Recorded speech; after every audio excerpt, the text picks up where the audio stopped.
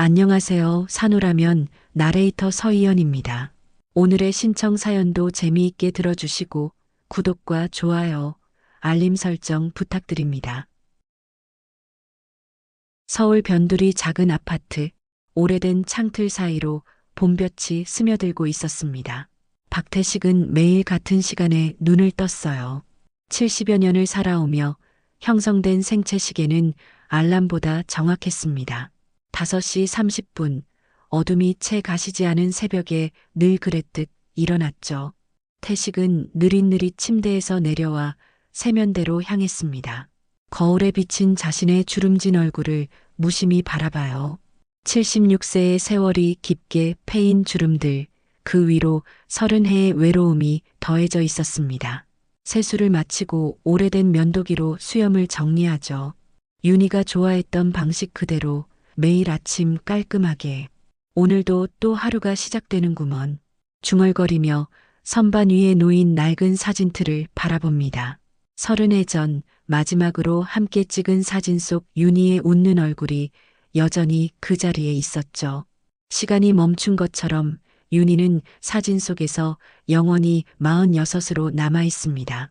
태식은 간단한 아침 식사를 마친 후 오래된 운동화를 신고 집을 나섰어요. 매일 아침 8시 집 근처 공원을 한 바퀴 도는 것이 그의 변함없는 일과였습니다.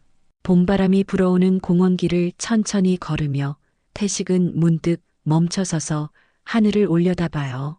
작은 새들이 지저귀는 소리가 들렸죠. 윤희야, 오늘은 날씨가 참 좋구나. 허공에 대고 중얼거리는 말이었지만 태식에게는 일상이 된 의식 같은 것이었습니다. 산책을 마치고 집으로 돌아온 태식은 텁텁해진 입안을 적시기 위해 커피 한 잔을 내립니다. 오래된 라디오를 켜고 안락 의자에 앉았죠. 여러분, 아침의 사연과 신청곡 시간입니다. 오늘도 여러분의 사연과 함께하는 김지연입니다. 밝은 목소리의 여성 진행자가 인사를 건네자 태식은 습관처럼 고개를 끄덕였어요. 이 방송은 10년 넘게 그의 아침을 함께해온 친구와도 같았습니다. 사람들의 다양한 사연을 들으며 간접적으로나마 타인의 삶에 잠시 동참하는 것이 그의 유일한 낙이었죠. 다음 사연입니다. 오늘도 그 사람을 기다리며 그 시절 그 노래를 신청합니다. 30년이 흘렀지만 아직도 그날의 기억이 선명합니다. 바람 부는 강가에서 마지막으로 본 그 얼굴이 오늘따라 더 그립네요. 태식의 손에서 커피잔이 미세하게 떨렸습니다. 라디오에서 흘러나오는 사연의 문장들이 왠지 모르게 마음을 찔렀어요. 그리고 이어서 흘러나온 노래, 봄날의 기억은 태식과 윤희가 처음 만났던 날, 함께 들었던 바로 그 노래였습니다. 이상했지. 그냥 우연이겠지. 태식은 고개를 가로저으며 생각을 털어냈어요. 하지만 마음 한구석에서는 이상한 떨림이 가시지 않았습니다. 그렇게 하루가 지나고 다음 날 아침도 비슷한 일과가 반복되었죠. 공원 산책, 커피, 그리고 라디오. 오늘의 첫 번째 사연입니다. 어제에 이어 오늘도 그 사람의 소식을 기다립니다. 혹시 이 방송을 듣고 계신다면 우리가 함께 걸었던 그 공원 벤치가 아직도 그대로인지 궁금합니다. 그날 당신과 다퉜던 내 어리석음을 이제야 후회하네요. 태식의 심장이 빠르게 뛰기 시작했습니다. 그와 윤희가 마지막으로 다퉜던 날의 기억이 파도처럼 밀려왔어요. 공원 벤치에서 사소한 일로 시작된 다툼이 큰 싸움으로 번졌고 윤희는 울면서 집을 나갔었죠. 그리고 그날 밤 강가에서 사고가 났다는 전화를 받았습니다. 다음 날 아침 태식은 평소보다 일찍 일어났습니다.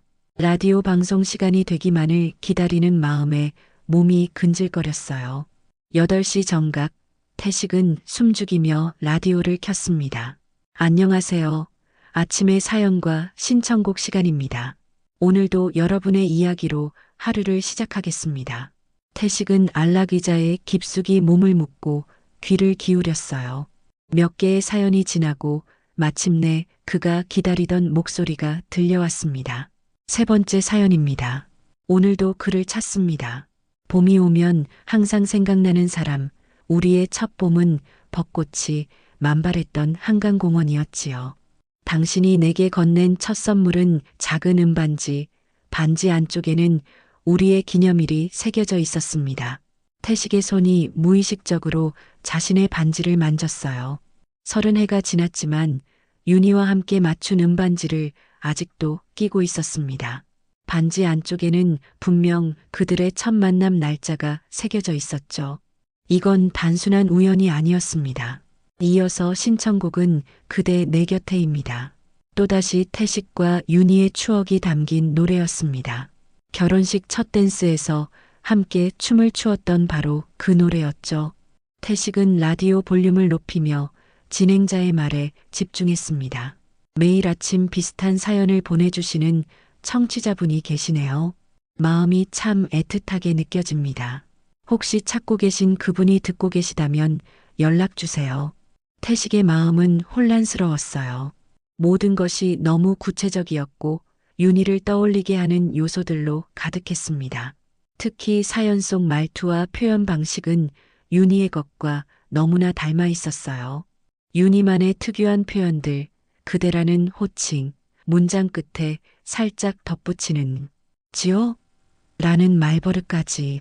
말도 안 돼. 윤희는 분명히, 태식은 머리를 흔들며 떠오르는 생각을 부정했습니다. 30해 전 그는 분명 윤희의 사망 소식을 들었어요. 강물에 빠져 떠내려갔다는 신고가 있었고 경찰과 구조대가 나서서 수색했지만 끝내 시신은 발견되지 않았죠. 가족들은 장례를 치렀고 태식은 빈 관을 묻으며 아내를 떠나보냈습니다. 그날 오후 태식은 오래된 앨범을 꺼내 들었어요. 먼지 쌓인 상자 속에서 윤희와의 추억이 담긴 사진들을 하나둘 꺼내 보았죠. 젊은 시절의 웃음 가득한 얼굴들, 신혼여행 사진, 첫 집들이 파티, 그리고 마지막으로 함께 찍은 사진까지. 사진 뒤편에는 윤희의 단정한 글씨로 날짜와 장소가 적혀 있었습니다. 그것은 윤희의 습관이었죠. 모든 순간을 기록하고 간직하는 것. 태식은 사진들 사이에서 작은 쪽지 하나를 발견했어요. 윤희의 글씨체로 쓰여진 쪽지에는 이런 문구가 있었습니다. 태식아, 싸우고 나가서 미안해. 오늘 저녁에 돌아갈게. 우리 한강공원에서 만나자. 항상 앉던 그 벤치에서 8시에. 태식의 손이 떨렸습니다. 그날 저녁 윤희는 약속 장소로 가는 길에 사고를 당했다고 했어요. 강가에서 미끄러졌다는 목격자의 증언이 있었죠. 그런데 이 쪽지는, 태식은 갑자기 깨달았습니다. 그는 이 쪽지를 본 적이 없었습니다. 윤희가 남겼지만 그가 발견하지 못한 것이었죠. 내가 그날 만나러 갔더라면. 후회의 눈물이 노인의 주름진 뺨을 타고 흘렀습니다. 30해 동안 그는 자신이 할 수 있었던 일, 했어야 했던 일들을 생각하며 살아왔어요. 그리고 지금 라디오에서 들려오는 사연들은 마치 윤희가 살아있다는 듯한 착각을 불러일으켰습니다. 태식은 다음날 아침이 오기만을 기다렸어요. 밤새 뒤척이며 잠 못 이루던 그는 새벽부터 일어나 라디오 앞에 앉았습니다. 시간이 너무 더디게 흘러갔죠. 마침내 8시 익숙한 오프닝 멘트가 흘러나왔습니다. 오늘의 4번째 사연입니다. 매일 이렇게 라디오에 사연을 보내며 당신을 찾고 있어요. 그날 우리가 다투고 난 후 나는 약속 장소에 갔었어요. 한강공원 벤치에서 당신을 기다렸죠. 하지만 당신은 오지 않았고 그 후 나는. 태식은 라디오 앞으로 바짝 다가섰어요. 사연의 내용이 점점 더 구체적으로 변해가고 있었죠. 마치 윤희가 직접 말하는 것처럼 느껴졌습니다. 그날 강가에서 미끄러져 정신을 잃었어요. 깨어났을 때는 낯선 병원이었고 내 이름조차 기억나지 않았죠. 의사들은 내게 기억상실이라고 했어요. 태식의 심장이 멎는 듯 했어요. 목에서 무언가가 꽉 막히는 느낌이 들었습니다. 그의 머릿속에서는 수많은 생각들이 회오리처럼 돌아갔죠. 윤희가 살아있다고? 30해 동안? 그런데 왜 지금서야? 사연은 계속 이어졌어요. 오랜 시간이 지나 조금씩 기억이 돌아왔어요. 우리의 결혼기념일, 우리가 함께 찍은 사진들, 당신이 내게 해주었던 약속들. 하지만 완전히 돌아오지는 않았죠. 내가 누구인지, 어디에 살았는지, 가족은 누구인지, 모든 것이 흐릿했어요. 태식은 몸을 떨며 라디오 옆에 있던 메모지를 들었습니다. 사연이 언급한 내용들을 하나하나 적어 내려갔어요. 결혼기념일 4월 15일, 함께 찍은 사진 한강공원, 제주도 신혼여행, 첫 집들이, 그리고 약속들 함께 나이 들어가자는 약속, 아프지 말자는 약속, 서로를 사랑한다고 매일 말하자는 약속. 모든 것이 정확했습니다. 이건 단순한 우연이나 장난이 아니었어요. 태식은 30해 전 사고 당시의 상황을 떠올렸습니다. 경찰은 윤희가 강에 빠져 급류에 휩쓸려 내려갔을 것이라고 추정했죠. 시신은 결국 발견되지 않았고 실종 후 몇 개월이 지나 법적으로 사망 처리되었습니다. 하지만 만약 윤희가 정말로 기억을 잃고 살아있었다면 그 가능성에 태식의 노년의 심장은 젊은 날처럼 뛰기 시작했어요. 태식은 그날 오후 내내 30해 전 사고 관련 기록들을 찾아보았습니다.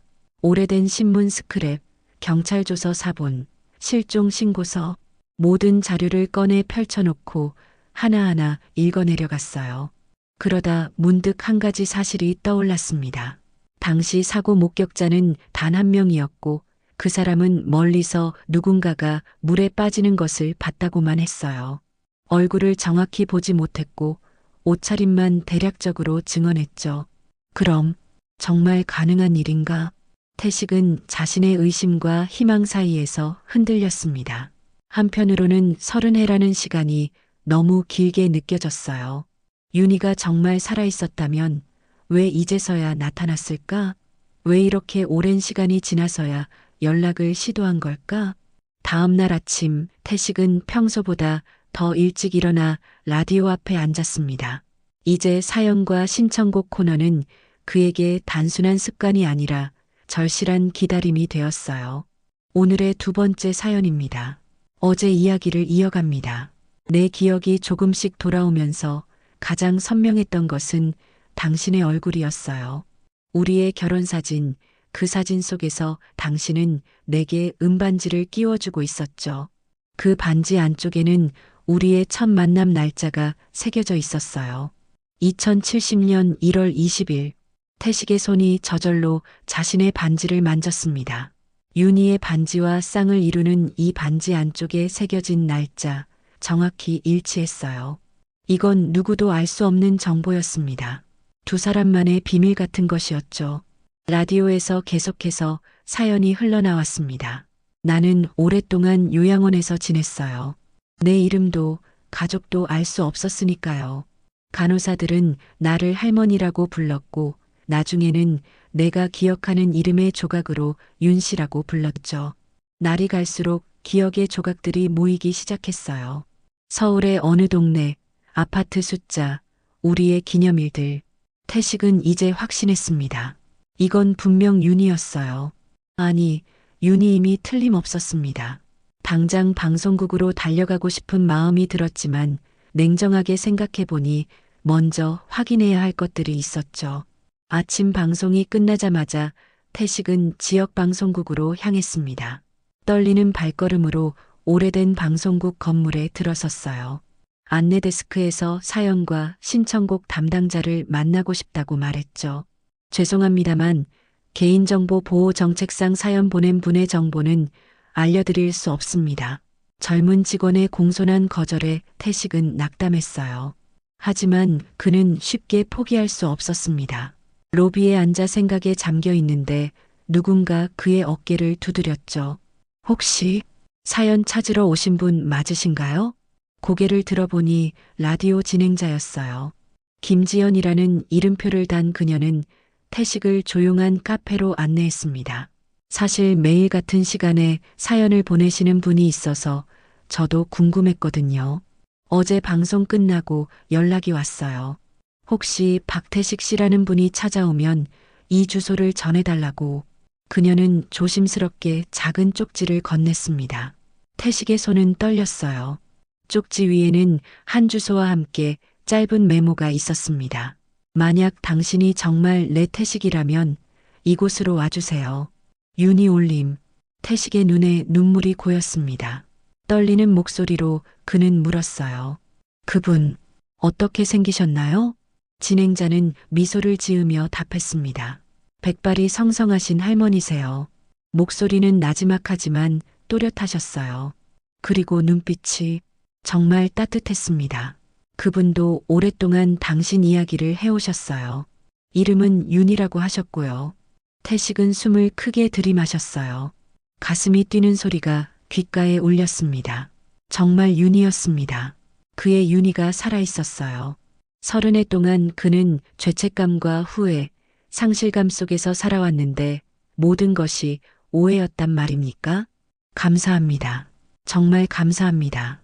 태식은 몇 번이고 인사를 하며 방송국을 나섰습니다. 쪽지에 적힌 주소는 서울 외곽의 한 요양원이었어요. 그는 서둘러 버스 정류장으로 향했습니다. 버스를 타고 가는 동안 그의 마음은 복잡한 감정들로 가득 찼죠. 기쁨, 두려움, 후회, 설렘, 모든 것이 뒤섞여 있었습니다. 윤희를 만나면 뭐라고 해야 하지? 30해가 지났는데 날 알아볼까? 난 이렇게 늙었는데 윤희는 어떻게 변했을까? 수많은 생각들이 꼬리에 꼬리를 물고 이어졌어요. 태식은 손수건으로 이마에 땀을 닦으며 창밖을 바라보았습니다. 풍경이 빠르게 지나갔지만 시간은 너무 더디게 흘러가는 것만 같았죠. 마침내 요양원에 도착했습니다. 고즈넉한 분위기의 2층짜리 건물이었어요. 현관 앞에는 작은 정원이 있었고 나이든 몇몇 사람들이 벤치에 앉아 봄볕을 쬐고 있었습니다. 태식은 심호흡을 한 뒤 안내 데스크로 향했죠. 안녕하세요. 윤희 씨를 뵈러 왔습니다. 안내 데스크의 간호사는 방명록을 내밀며 물었어요. 관계가 어떻게 되시나요? 태식은 잠시 망설였습니다. 30해 만에 만나는 사이에 무슨 관계라고 해야 할까요? 그는 천천히 입을 열었죠. 남편입니다. 간호사의 눈이 커졌습니다. 그녀는 태식을 자세히 바라보더니 환하게 웃었어요. 아, 그러시군요. 윤희 할머니께서 항상 남편분 이야기를 하셨어요. 오늘 아침부터 특히 더 들떠 계셨는데 이유가 있었네요. 이쪽으로 따라오세요. 태식은 떨리는 발걸음으로 간호사를 따라갔습니다. 복도를 지나 작은 정원으로 나가자 간호사가 멀리 있는 한 벤치를 가리켰어요. 저기 계세요. 혼자 앉아 계신 분이요. 태식의 시선이 벤치 쪽으로 향했습니다. 등을 돌리고 앉아 있는 한 여인의 모습이 보였어요. 하얀 머리카락, 살짝 구부정한 어깨, 그리고 낯익은 손짓으로 무언가를 만지작거리고 있었습니다. 마치 시간이 멈춘 것처럼 태식은 그 자리에 서서 몇 초간 그녀를 바라보았죠. 저 사람이 정말 윤희일까? 가슴이 터질 듯이 뛰었습니다. 한 발자국, 두 발자국, 천천히 그녀에게 다가갔어요. 이제 몇 미터 앞까지 왔지만 그녀는 태식의 존재를 눈치채지 못한 듯 했습니다. 손에는 하얀 손수건이 들려 있었고 그것을 정성스럽게 접고 있었죠. 윤희의 습관이었습니다. 항상 손수건을 네모 반듯하게 접는 것. 태식은 그 모습을 보며 가슴이 저렸어요. 이제 더 이상 의심할 여지가 없었습니다. 30해 전 자신이 사랑했던 그 사람이 바로 눈앞에 있었죠. 희야? 태식의 목소리는 떨려서 거의 들리지 않을 정도였습니다. 하지만 벤치에 앉아있던 여인은 그 소리를 들었는지 천천히 몸을 돌렸어요. 그리고 태식과 눈이 마주쳤습니다. 그 순간 세상의 모든 소리가 멈춘 것 같았어요. 오직 두 사람의 눈빛만이 30해의 세월을 뛰어넘어 이야기를 나누고 있었습니다. 윤희의 얼굴은 세월의 흔적이 깊게 새겨져 있었지만 그 눈빛만큼은 태식이 기억하는 그대로였죠. 맑고 깊은 사랑이 담긴 눈빛. 윤희는 천천히 손수건을 무릎 위에 놓고 자리에서 일어났습니다. 그녀의 떨리는 손이 태식을 향해 조심스럽게 뻗어갔어요. 마치 태식이 환상처럼 사라질까 두려운 듯한 조심스러움이 담긴 움직임이었습니다. 당신, 정말 태식이군요. 윤희의 목소리는 예전처럼 청아하지는 않았지만 그 특유의 따스함은 여전했습니다. 태식은 그 자리에 그대로 주저앉았어요. 다리에 힘이 빠져 더 이상 서 있을 수 없었습니다. 눈물이 그의 주름진 뺨을 타고 흘러내렸죠. 윤희야, 정말 내가 살아있었던 거야? 그의 떨리는 손이 윤희의 손을 향해 뻗어갔습니다. 두 노인의 손이 맞닿는 순간 30해의 세월이 한순간에 무너져 내렸어요. 태식은 윤희의 손을 꼭 잡고 흐느꼈습니다. 그것은 기쁨의 눈물이자 후회와 아픔이 뒤섞인 복잡한 감정의 표현이었죠. 윤희도 함께 눈물을 흘렸습니다. 그녀는 천천히 태식의 곁에 앉았어요. 두 사람은 한동안 아무 말도 하지 못한 채 서로의 존재를 확인하듯 손을 맞잡고 있었습니다. 매일 찾았어. 널 잃은 후로 내 인생은 의미가 없었어. 그냥 살아있었을 뿐이지. 태식의 고백에 윤희는 고개를 숙였어요. 그녀의 눈에서 떨어진 눈물이 두 사람의 맞잡은 손 위로 떨어졌습니다. 미안해요. 정말 미안해. 당신을 찾지 못해서. 윤희의 목소리는 흐느낌으로 끊겼습니다. 그녀는 천천히 고개를 들어 태식의 얼굴을 바라보았어요. 세월의 흔적이 깊게 패인 얼굴이었지만 그 눈빛만큼은 30해 전 그대로였습니다. 당신 아직도 나를 알아보겠어요? 그 질문에 태식은 미소를 지었습니다. 눈물 속에서도 그의 입가에는 미소가 번졌어요. 눈을 감고도 너를 알아볼 수 있어. 1000년이 지나도 10,000년이 지나도 윤희는 윤희니까. 그의 말에 윤희도 미소를 지었습니다. 주름진 입가에 스며든 미소는 마치 젊은 시절의 그녀를 떠올리게 했어요. 두 사람은 서로를 바라보며 짧은 침묵을 나누었습니다. 그 침묵 속에는 30해의 이야기가 고스란히 담겨 있었죠. 정원의 바람이 살랑거리며 두 사람 사이로 불어왔습니다. 벚꽃잎이 하나둘 떨어져 그들의 무릎 위에 내려앉았어요. 마치 오랜 기다림 끝에 만난 두 사람을 축복하는 자연의 선물 같았습니다. 처음부터 이야기해 줄 수 있어요? 태식의 물음에 윤희는 천천히 고개를 끄덕였습니다. 두 사람은 요양원 정원의 벤치에 나란히 앉아 30해 전으로 시간을 되돌렸어요. 그날 우리가 다투고 나서 나는 메모를 남겼어요. 당신이 집에 돌아오면 볼 수 있게. 그리고 약속한 장소로 먼저 갔죠. 한강공원 벤치에서 기다리다가 날이 어두워지고 비가 오기 시작했어요. 윤희는 그날의 기억을 하나하나 더듬어 갔습니다. 그녀의 목소리는 차분했지만 눈빛에는 그날의 아픔이 고스란히 담겨 있었어요. 강가 쪽으로 걸어가다가 발을 헛디뎠어요. 그때 머리를 부딪혔고 그 이후로는 기억이 없어요. 깨어났을 때는 이미 며칠이 지난 후였고 낯선 병원이었죠. 태식은 윤희의 손을 더 꼭 잡았습니다. 그녀가 겪었을 공포와 혼란을 생각하니 가슴이 아팠어요. 의사들은 내가 강물에 떠내려가다가 하류 쪽에서 발견됐다고 했어요. 신원을 알 수 없는 상태였고 기억상실 증세가 있었죠. 이름도 주소도 가족관계도 아무것도 기억나지 않았어요. 윤희는 깊은 한숨을 내쉬었습니다. 세월의 무게가 그 한숨에 실려 있는 듯 했어요. 처음에는 사회복지시설에서 지냈어요. 그러다 작은 공장에서 일하게 되었고 조금씩 자립했죠. 하지만 기억은 돌아오지 않았어요. 가끔 꿈에서 당신 얼굴이 보였지만 그게 누구인지 어떤 관계인지 알 수 없었어요. 태식은 묵묵히 윤희의 이야기를 들었습니다. 그의 마음속에는 후회와 자책감이 가득했어요. 그날 집에 일찍 돌아왔다면, 메모를 발견했다면, 약속 장소에 나갔다면 모든 것이 달라졌을 텐데 몇 년이 지나고 작은 사고로 다시 병원에 입원했을 때 기억이 조금씩 돌아오기 시작했어요. 불완전한 조각들이었지만 점점 선명해졌죠. 당신의 이름, 우리가 살던 동네, 우리의 추억들. 윤희의 눈에는 추억의 빛이 어렸습니다. 기억을 되찾는 과정은 힘들었지만 그것은 또한 그녀에게 삶의 의미를 되찾아준 여정이기도 했어요. 하지만 주소나 연락처는 기억나지 않았어요. 당신을 찾아야 한다는 생각만 간절했죠. 여러 방법을 시도했어요. 경찰서에 문의도 하고 실종자 명단도 확인했죠. 하지만 윤희는 말을 멈추고 태식을 바라보았습니다. 그녀의 눈에는 깊은 슬픔이 담겨 있었어요. 내가 이미 사망 처리되어 있었다는 거지. 태식이 그녀의 말을 이었습니다. 그는 고개를 끄덕였어요.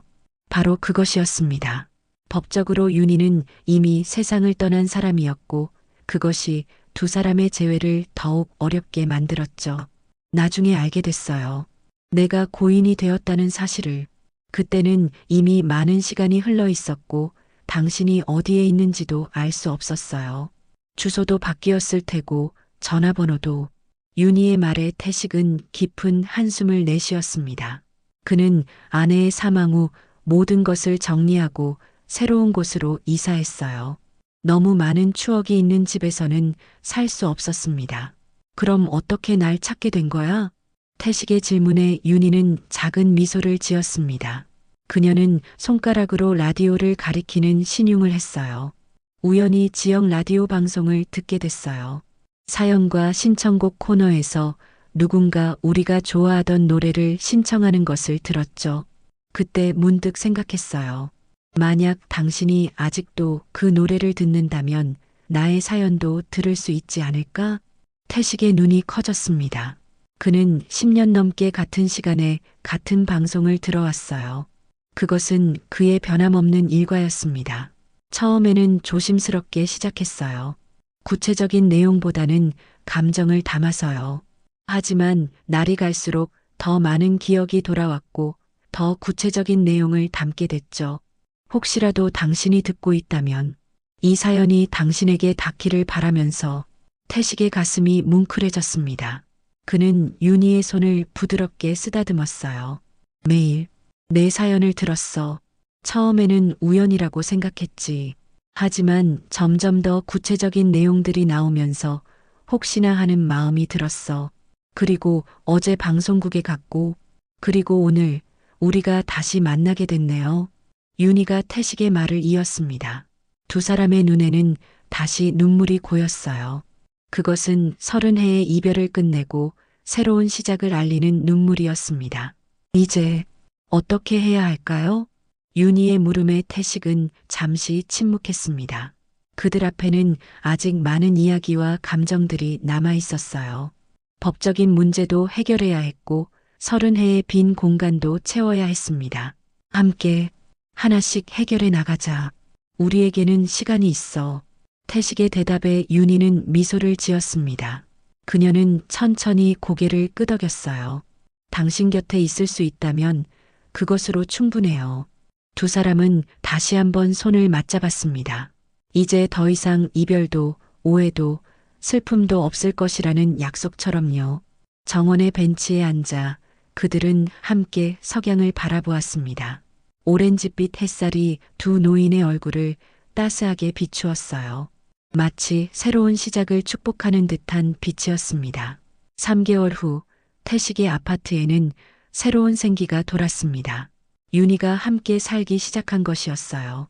처음에는 낯설고 어색했지만 서로의 습관과 일상에 적응해가며 새로운 삶을 만들어가고 있었습니다. 아침 산책 갈 준비 됐어? 태식이 현관에서 운동화를 신으며 물었습니다.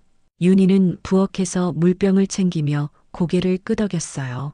잠깐만요. 모자도 챙겨야죠. 오늘은 햇빛이 강하대요. 그녀의 말에 태식은 미소를 지었습니다. 윤희는 여전히 세심하고 배려심이 많았어요. 그 점은 30해가 지나도 변하지 않았습니다. 두 사람은 나란히 공원을 걸었습니다. 예전에 태식이 혼자 걷던 그 길을 이제는 둘이 함께 걸었어요. 때로는 말없이 걷기도 하고 때로는 서로의 기억을 나누며 걷기도 했습니다. 그날 우리가 다툰 이유가 뭐였는지 기억나요? 윤희가 문득 물었습니다. 태식은 잠시 생각에 잠겼어요. 그리고 고개를 저었습니다. 정확히는 기억나지 않아. 아마 사소한 일이었을 거야. 하지만 그때 내가 더 이해했어야 했는데. 윤희는 태식의 팔을 부드럽게 쥐었습니다. 그녀의 눈빛은 따뜻했어요. 이제 그런 후회는 하지 말아요. 우리에게는 미래가 있으니까요. 태식은 고개를 끄덕였습니다. 그녀의 말이 맞았어요. 과거에 집착하기보다는 남은 시간을 소중히 여기는 것이 중요했습니다. 법적인 문제들은 생각보다 복잡했지만 천천히 해결해 나가고 있었어요. 윤희의 부활은 많은 사람들에게 놀라움을 안겨주었습니다. 특히 태식의 친척들과 옛 이웃들은 마치 기적을 본 것처럼 반응했죠. 다음 주에 딸이 미국에서 온대요. 윤희가 조심스럽게 말했습니다. 그들의 딸 미영은 태식이 보낸 긴 편지를 받고 한국행 비행기 표를 예약했어요. 어머니가 살아있다는 소식에 처음에는 믿지 못했지만 태식의 진심 어린 설명에 마침내 이해했습니다. 긴장되네. 30해 만에 딸을 본다니. 윤희의 손이 떨렸습니다. 태식은 그녀의 손을 꼭 잡았어요. 괜찮아. 미영이도 너무 보고 싶어해. 너의 모습이 어떻게 변했든 너는 여전히 그 아이의 어머니야. 태식의 위로에 윤희는 고개를 끄덕였습니다. 그녀의 눈에 눈물이 고였어요. 그것은 두려움보다는 기대와 설렘의 눈물이었습니다. 공원 한 바퀴를 돌고 두 사람은 늘 앉던 벤치에 앉았습니다. 아침 햇살이 나뭇잎 사이로 스며들어 반짝이는 그림자를 만들었어요. 태식은 주머니에서 작은 라디오를 꺼냈습니다. 아직도 매일 들어요? 윤희가 물었습니다. 태식은 미소를 지었어요. 이제는 습관이 됐어. 그리고 내가 없던 시간 동안 이 라디오가 내 유일한 친구였으니까. 그는 라디오를 켰습니다. 익숙한 사연과 신청곡 코너가 시작되고 있었어요. 진행자의 목소리가 흘러나왔습니다. 오늘의 마지막 사연입니다. 30해 만에 찾은 사랑. 이제는 매일 함께 걷는 길. 그 어떤 시련도 우리를 갈라놓을 수 없었습니다. 모든 청취자분들께 감사드립니다. 마이너스 윤희와 태식 올림. 라디오에서 흘러나오는 사연에 두 사람은 서로를 바라보았습니다. 윤희의 눈이 커졌어요. 당신이? 태식은 수줍게 웃었습니다. 그는 윤희의 생일 선물로 이 사연을 보냈던 것이었죠. 이제는 우리가 사연을 보내는 쪽이 되었네요. 윤희의 말에 태식은 고개를 끄덕였습니다. 그들의 이야기는 이제 누군가에게 위로와 희망이 될지도 모를 일이었어요. 라디오에서는 두 사람이 젊은 시절 함께 들었던 노래가 흘러나왔습니다. 태식과 윤희는 벤치에 앉아 음악을 들으며 손을 맞잡았어요. 그들의 손등에는 세월의 흔적이 깊게 새겨져 있었지만 그 온기만큼은 젊은 날과 다름없었습니다. 앞으로도 매일 이렇게 함께해요. 윤희가 속삭였습니다. 태식은 그녀의 손을 더 꼭 잡았어요. 그래, 이제 우리는 충분히 기다렸으니까. 두 사람은 서로를 바라보며 미소 지었습니다. 그 미소 속에는 30해의 기다림과 그리움, 그리고 새로운 시작에 대한 기대가 담겨 있었어요. 세월은 그들의 얼굴에 주름을 남겼지만 마음만큼은 첫 만남의 그날처럼 설레고 따뜻했습니다. 공원에는 봄바람이 살랑거렸고 벚꽃잎이 두 사람 주위로 흩날렸습니다. 마치 오랜 시간을 견뎌낸 두 사람의 사랑을 축하하는 자연의 축복 같았어요. 태식과 윤희는 천천히 일어나 공원길을 따라 걸어갔습니다. 그들의 발걸음은 느렸지만 함께하는 시간의 소중함을 알기에 조급함 없이 자연스러웠습니다. 윤희야, 이제 집에 갈까? 태식이 물었습니다. 윤희는 미소를 지으며 고개를 끄덕였어요. 네, 이제 우리 집으로 가요. 그들은 손을 맞잡고 천천히 걸어갔습니다. 뒤로는 공원의 풍경이, 앞으로는 함께할 미래가 펼쳐져 있었어요. 30해의 이별을 끝내고 이제 그들은 진정한 의미의 집으로 향하고 있었습니다. 그곳은 단순한 건물이 아닌 서로가 있는 곳, 사랑이 있는 곳이었으니까요. 라디오의 목소리가 그들을 이끌어 재회하게 했듯이 이제 그들의 이야기는 또 다른 누군가에게 희망의 목소리가 될 것입니다. 인생이 아무리 힘들고 길게 느껴져도 진정한 사랑은 결코 사라지지 않는다는 것을 보여주는 살아있는 증거로서요. 시간은 빠르게 흘러갔습니다. 태식과 윤희가 재회한 지 1년이 지난 날 그들은 특별한 기념일을 맞이했어요. 법적으로 모든 절차가 마무리되어 윤희는 공식적으로 살아있는 사람이 되었고 두 사람은 작은 결혼식을 올렸습니다. 물론 법적으로는 이미 부부였지만 30해의 이별을 마무리하고 새로운 시작을 알리는 의미였죠. 이런 날이 올 줄 몰랐어요. 윤희는 작은 꽃다발을 손에 들고 속삭였습니다. 그녀는 담백한 아이보리색 원피스를 입고 있었어요. 화려하지는 않았지만 품이 있고 아름다웠습니다. 나도 꿈만 같네. 태식은 검은색 정장을 입고 윤희의 곁에 서 있었습니다. 그의 눈에는 감사와 행복의 빛이 어려 있었어요. 그들의 딸 미영과 사위, 그리고 2명의 손자들이 함께 자리했습니다. 미영은 처음에 어머니의 귀환에 혼란스러워했지만 시간이 지나면서 모든 것을 이해하고 받아들였어요. 엄마, 아빠, 정말 축하드려요. 미영은 눈물을 글썽이며 부모님을 안았습니다. 그녀에게는 이 모든 일이 기적처럼 느껴졌어요. 어린 시절부터 그리워했던 어머니가 돌아왔고 아버지의 얼굴에 다시 웃음이 피어났으니까요. 식사 자리에서 윤희는 손자들과 이야기를 나누며 행복한 시간을 보냈습니다. 그동안 놓친 가족의 이야기, 미영의 성장 과정, 결혼, 아이들의 탄생까지 모든 이야기가 그녀에게는 새롭고 소중했어요.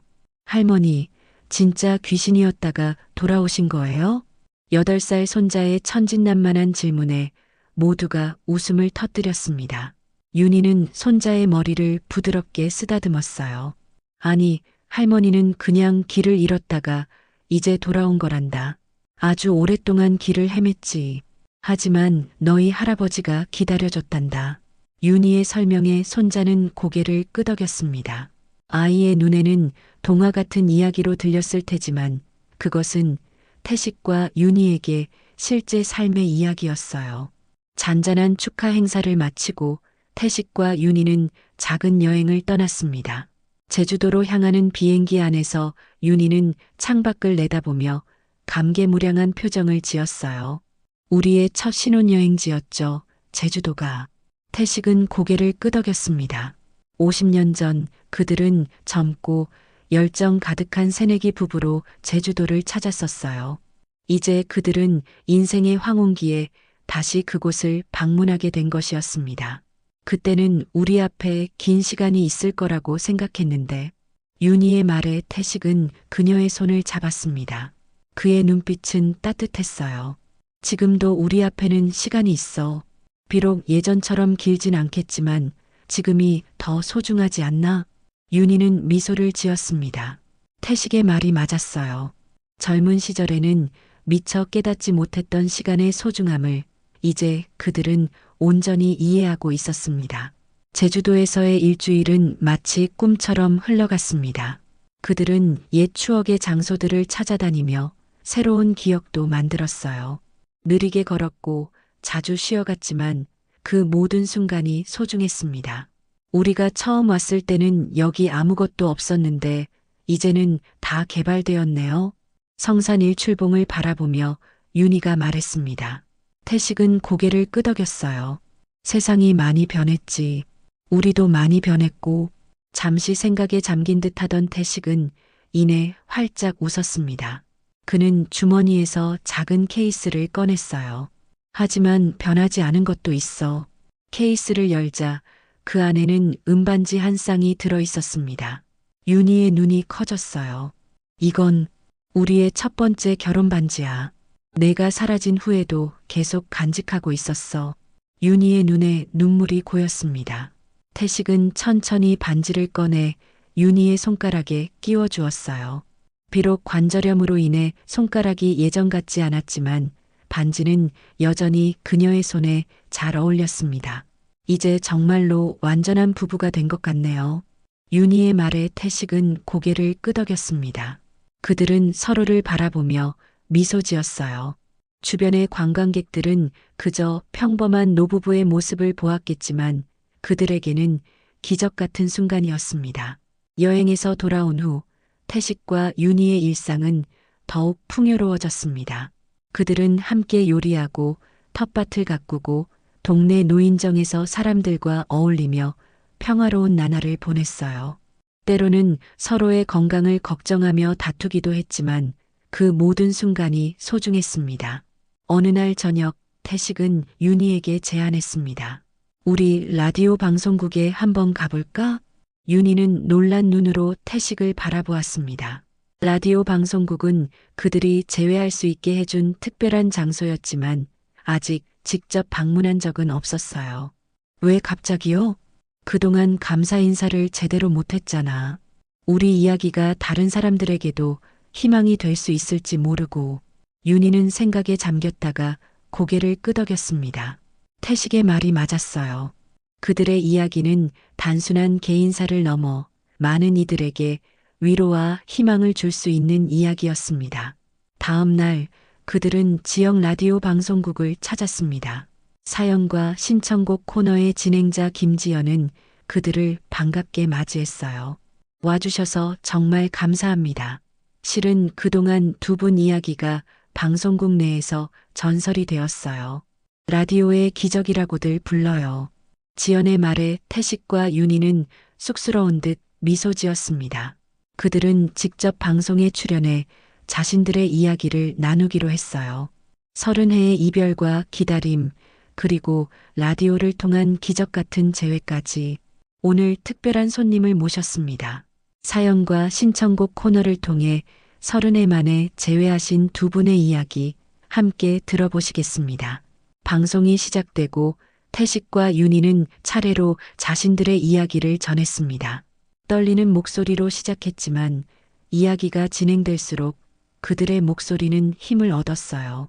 제가 라디오에 사연을 보낸 것은 마지막 희망이었어요.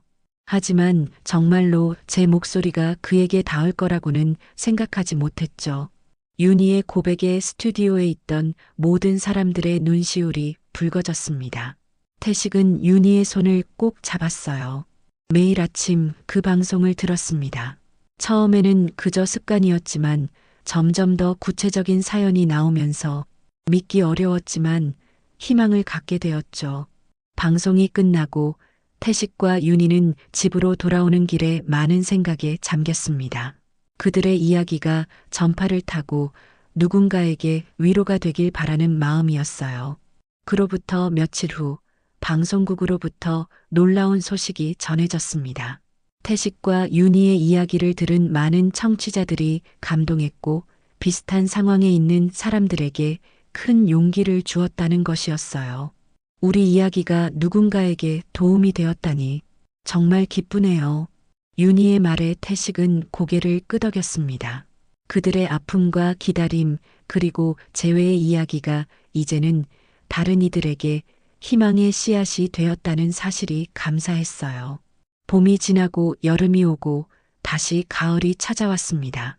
태식과 윤희는 단풍이 물든 공원을 천천히 걸었어요. 나뭇잎들이 바스락거리는 소리가 평화롭게 들려왔습니다.